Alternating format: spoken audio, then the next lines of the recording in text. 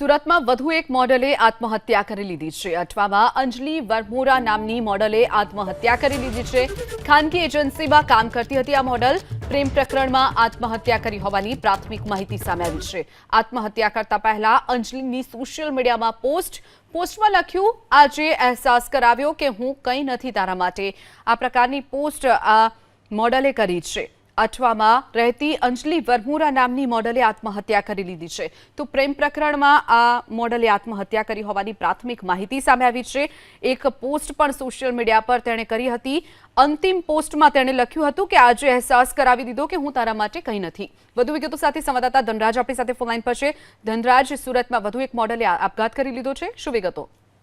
જી બિલકુલ, પ્રકરણમાં આ આપઘાત થયો હોવાની પ્રાથમિક ચર્ચા અત્યારે ચાલી રહી છે। જો કે સમગ્ર મામલે અઠવા પોલીસે અત્યારે તપાસના ધમધમાટ શરૂ કર્યા છે। પોલીસ પાસેથી માહિતી મળી રહી છે તે મુજબ સુરતના અઠવા વિસ્તારમાં આ મોડલ છે રહે છે, સગ્રામપુરા વિસ્તારમાં રહે છે। આ પ્રમાણે તેણે આપઘાત કરી લેતા ચકચાર મચી ગયો